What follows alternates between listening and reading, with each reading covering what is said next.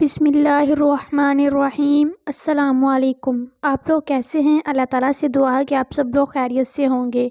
آج کا ہمارا ٹاپک بہت ہی دلچسپ ہے، امید ہے کہ آپ کو پسند آئے گا۔ آج میں آپ کے سامنے حضرت ابوبکر صدیق رضی اللہ عنہ کا واقعہ بیان کروں گی۔ آئیے شروع کرتے ہیں۔ حضرت ابوبکر صدیق رضی اللہ عنہ جو باجماع اہل سنت انبیاء کے علاوہ تمام دنیا کے آدمی سے افضل ہیں، اور ان کا جنتی ہونا یقینی ہے کہ خود رسول اقدس صلی اللہ علیہ وآلہ وسلم نے ان کو جنتی ہونے کی بشارت دی، بلکہ جنتیوں کی ایک جماعت کا سردار بتلایا، اور جنت کے سب دروازوں سے ان کو پکار اور بلاوے کی خوشخبری دی، اور یہ بھی فرمایا کہ میری امت میں سب سے پہلے ابوبکر جنت میں داخل ہوگا۔ اور اس کے باوجود فرمایا کرتے کہ کاش میں کوئی درخت ہوتا جو کاٹ دیا جاتا، کبھی فرماتے کاش میں کوئی گھاس ہوتا جو جانور اس کو کھا لیتے، کبھی فرماتے کاش میں کسی مومن کے بدن کا بال ہوتا۔ ایک مرتبہ ایک باغ میں تشریف لے گئے اور ایک جانور کو بیٹھے ہوا دیکھ کر ٹھنڈا سانس بھرا اور فرمایا کہ تو کس قدر لطف میں ہے کہ کھاتا ہے، پیتا ہے، درختوں کے سائے میں پھرتا ہے، اور آخرت میں تجھ پر کوئی حساب کتاب نہیں، کاش ابوبکر بھی تجھ جیسا ہوتا۔ رابعہ اسلمہ رضی اللہ عنہ کہتے ہیں کہ ایک مرتبہ کسی بات پر مجھ میں اور حضرت ابوبکر صدیق میں کچھ بات بگڑ گئی، اور انہوں نے مجھے کوئی سخت الفاظ کہہ دیا جو مجھے ناگوار گزرا۔ فوراً ان کو خیال ہوا، مجھ سے فرمایا کہ تو بھی مجھے کہہ دے تاکہ بدلہ ہو جائے۔ میں نے کہنے سے انکار کیا تو انہوں نے فرمایا کہ یہاں تو کہہ لو، ورنہ میں حضور صلی اللہ علیہ وآلہ وسلم سے جا کر عرض کروں گا۔ میں نے اس پر بھی جوابی الفاظ کہنے سے انکار کیا تو وہ اٹھ کر چلے گئے۔ بنو اسلم رضی اللہ عنہ کے کچھ لوگ آئے اور کہنے لگے کہ یہ بھی اچھی بات ہے کہ خود ہی تو زیادتی کی اور خود ہی الٹی حضور صلی اللہ علیہ وآلہ وسلم سے شکایت کریں۔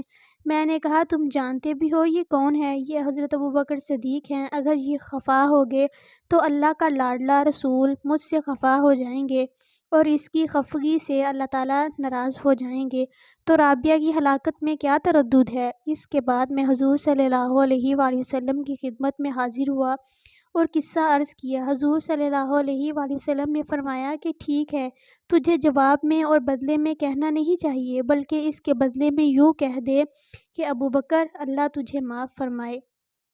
یہ ہے اللہ کا خوف کہ ایک معمولی سی کلمے میں حضرت ابوبکر صدیق کو بدلے کا اس قدر فکر اور احتمال ہوا کہ اول خود درخواست کی اور پھر حضور صلی اللہ علیہ وآلہ وسلم کے واسطے سے اس کا ارادہ فرمایا کہ رابعہ رضی اللہ عنہ بدلہ لے لیں۔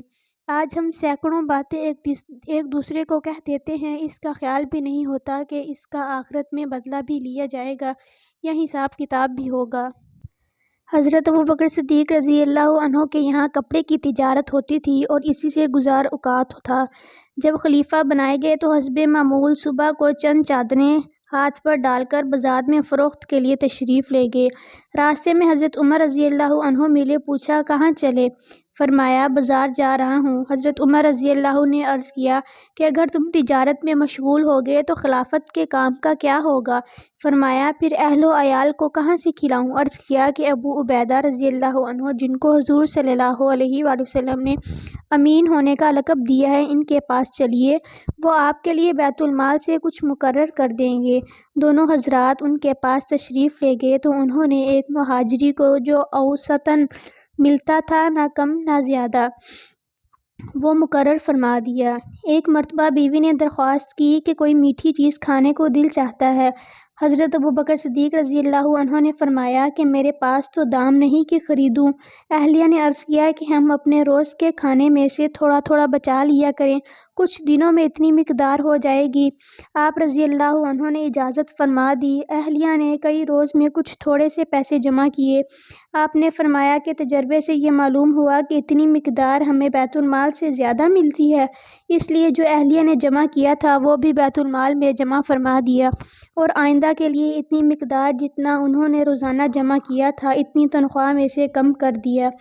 اتنے بڑے خلیفہ اور بادشاہ پہلے ہی اپنی تجارت بھی کرتے تھے اور وہ ضروریات کو کافی بھی تھی، جیسا کہ اس اعلان سے معلوم ہوتا ہے جو بخاری میں حضرت عائشہ صدیقہ رضی اللہ عنہ سے مروی ہے کہ جب حضرت ابوبکر صدیق رضی اللہ عنہ خلیفہ بنائے گئے تو آپ رضی اللہ عنہ نے فرمایا کہ میری قوم کو یہ بات معلوم ہے کہ میرا پیشہ تجارت میرے اہل و عیال کو ناکافی نہیں تھا، لیکن اب خلافت کی وجہ سے مسلمانوں کے کاروبار میں مشغولی ہے، اس لیے بیت المال سے میرے اہل و عیال کا کھانا مقرر ہوگا۔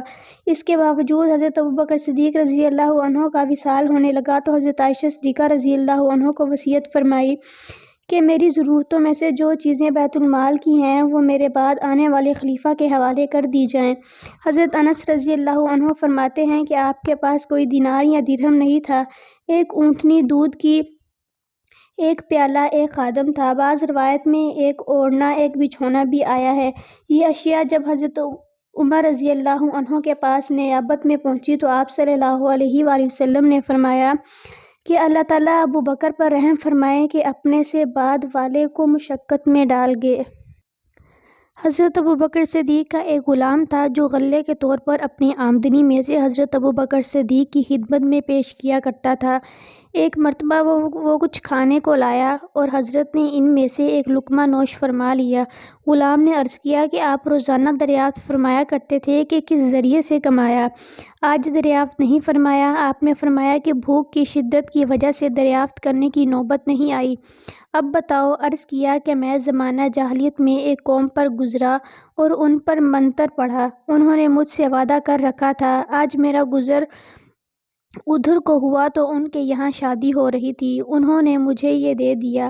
جب حضرت ابوبکر صدیق نے فرمایا کہ تو مجھے ہلاک ہی کر دیتا، اس کے بعد حلق میں ہاتھ ڈال کر قے کرنے کی کوشش کی مگر ایک لقمہ، وہ بھی بھوک کی شدت کی حالت میں کھایا گیا، نہ نکلا۔ کسی نے عرض کیا کہ پانی سے قے ہو سکتی ہے؟ ایک بہت بڑا پیالہ پانی کا منگوایا اور پانی پی پی کر قے فرماتے رہے یہاں تک کہ وہ لقمہ نکلا۔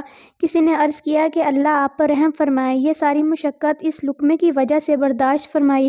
آپ نے ارشاد فرمایا کہ اگر میری جان کے ساتھ بھی یہ لقمہ نکلتا تو میں اس کو نکالتا۔ میں نے حضور صلی اللہ علیہ وآلہ وسلم سے سنا ہے کہ جو بدن مال حرام سے پرورش پائے آگ اس کے لیے بہتر ہے۔ مجھے یہ ڈر ہوا کہ میرے بدن کا کوئی حصہ اس لقمے سے پرورش نہ پائے۔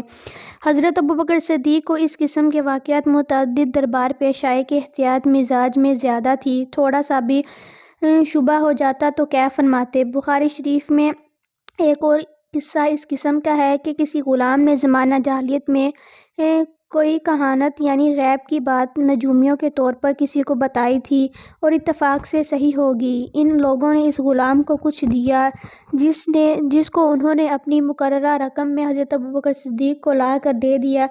حضرت نے نوش فرمایا اور پھر جو کچھ پیٹ میں تھا سب قے کیا۔ ان واقعات میں غلام کا مال ضروری نہیں کہ ناجائز ہی ہو، دونوں احتمال ہیں، مگر حضرت ابوبکر صدیق کی کمال احتیاط نے اس متشبہ مال کو بھی گوارا نہ کیا۔